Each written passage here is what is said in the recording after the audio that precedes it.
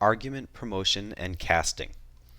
In Java, when you pass primitive values into methods, it's possible for Java sometimes to promote the value that you're passing as an argument to the type that is expected by the method.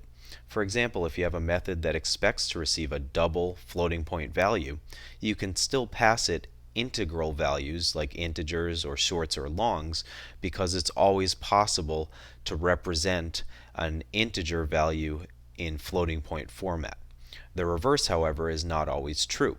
So if in fact you need to convert from a floating point type to an integer type, Java will never do that automatically. It will always issue an error message if you try to do that. But you can force that to be allowed by using what's known as a cast operator. So you can see here the parentheses wrapped around a type name. The cast operator can actually be used with any data type except for void. And here what we're saying is that we'd like to take this value 4.5 and temporarily convert it to an integer.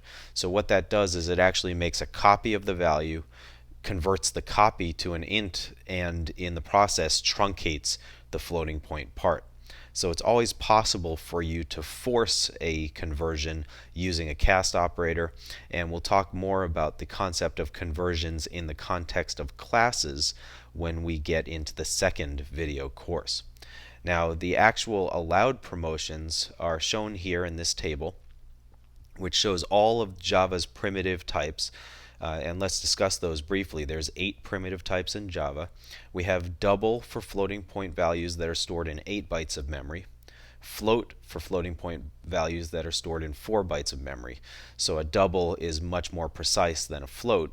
And by the way, anytime Java sees a floating point literal like 4.5, it assumes the type of that is double. We then have long, which is for long integer values stored in 8 bytes of memory. Int, which is for 4-byte integers. Char, which is used to represent Unicode character data, and each character is stored in 2 bytes of memory.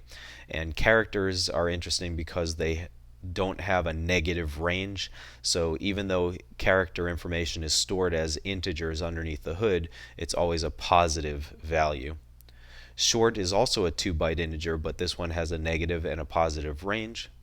Byte is a single byte integer, and then Boolean is used to represent true and false values.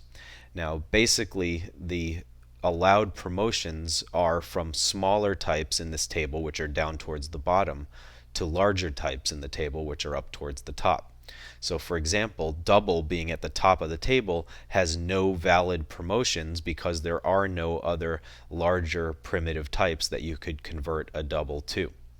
On the other hand, floats could always be stored in doubles as well, so you are allowed to promote a float to a double. Long integers can always be promoted to floats or doubles. Integers can be promoted to longs, floats, or doubles. Characters can be promoted to integers, longs, floats, or doubles.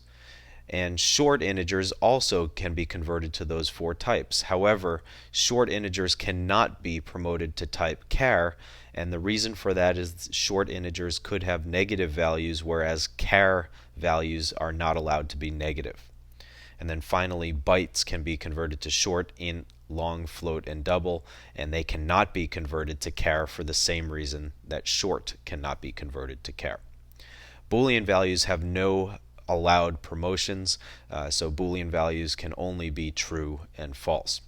One other thing to point out about the data type sizes that we've mentioned in the context of this table discussion is that these sizes are guaranteed in Java. As you move from one platform to the next, you're still programming for the Java virtual machine, which hides the underlying hardware architecture from you.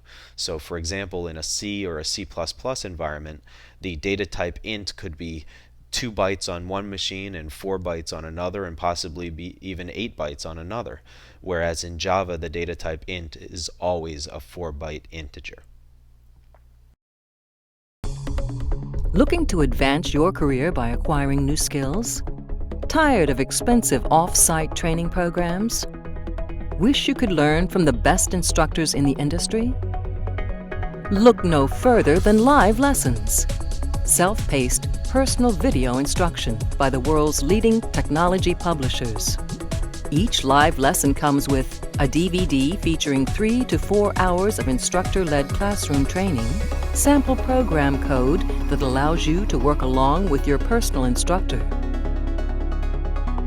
and an example-rich study guide. Live lessons allow you to watch the entire course from start to finish, or navigate directly to any of the individual lessons. You'll literally watch over the shoulder of your instructor as he shows you how to build state-of-the-art applications. Live lessons, the power of the world's leading technology experts at your fingertips. To learn more, visit mylivelessons.com today.